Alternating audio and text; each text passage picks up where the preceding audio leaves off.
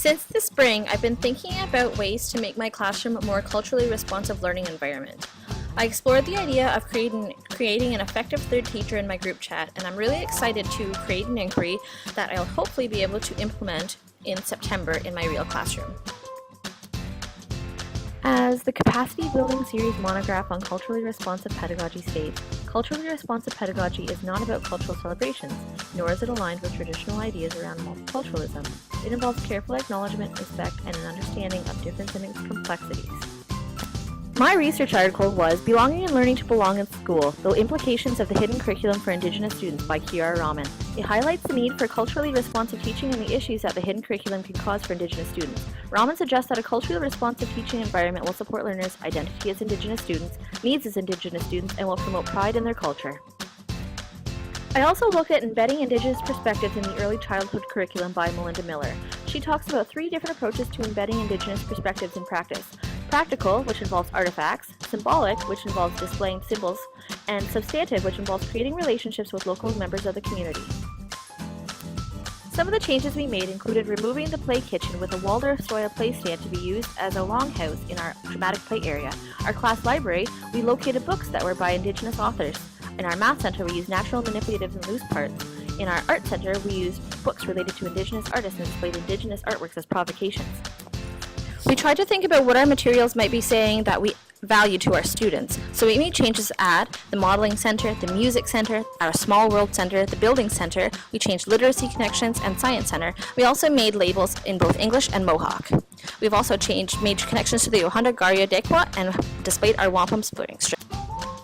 During the first week, we heard our Year 2 students talking about the changes to the learning environment. They loved having people figurines that looked like them and their family members, and enjoyed having a dodo to play with.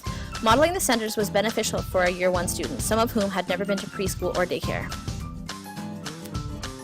Early on, we noticed that the Science Center was not being used very often. We decided to focus that area on living and non-living things. After working with the students and introducing some images of living things, like a living rabbit to correlate with the rabbit fur, and some other cultural artifacts, we found students were more engaged with the center and were coming up with interesting ideas about living and non-living things. During the fall progress reports, we decided to take a look through our documentation and see how the inquiry was going. We saw that compared to last year's observations up to that time, our students were using the Mohawk names for things in our classroom far more often. They were in love with the Longhouse, and a lot of the dramatic play involved traditional themes that they had learned from home and from the Mohawk teacher. One change we decided to make was to invite more elders into our classroom. We were really pleased with our findings at the end of the term in how our classroom had supported our students as Indigenous learners. Our consciousness of how hidden curriculum negatively affects students allowed us to be very intentional and careful with our materials. Little things like non-Indigenous people figurines may seem innocuous, but they send a message that Indigenous people are less valued. See Kiara Raman. By having Indigenous dolls, books with Indigenous characters, traditional artifacts, and even traditional toys, we are telling our students that they and their culture matter and are valued in our class, that this class is for them. Our documentation showed that students were creating their own culturally based inquiries. After inviting a local drum group into our classroom, we found students were working together to create their own drum group. They enjoyed using the water drums, but they wanted to have a large powwow drum like the group had. We brought in some different materials, and they created a drum out of cardboard and a large piece of leather, but lamented that it did not sound nice.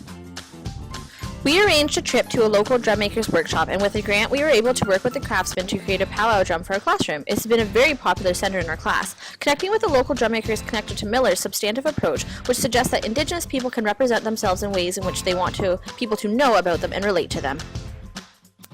Our culturally responsive learning environment is also inviting to parents and has started to change their minds about the hidden curriculum they had experienced while they were in school. Parents are happy to come in and share culture and traditions like making fry bread, strawberry drink, or how to dry venison. They've also expressed thanks to our classroom changes in creating a culturally responsive learning environment.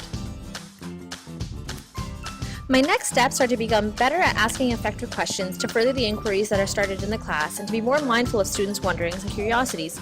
I would also like to begin thinking about other aspects of my practice that can benefit from a more culturally responsive approach and to put them together with a learning environment and oral story-based instruction to create a holistic approach to culturally responsive schooling.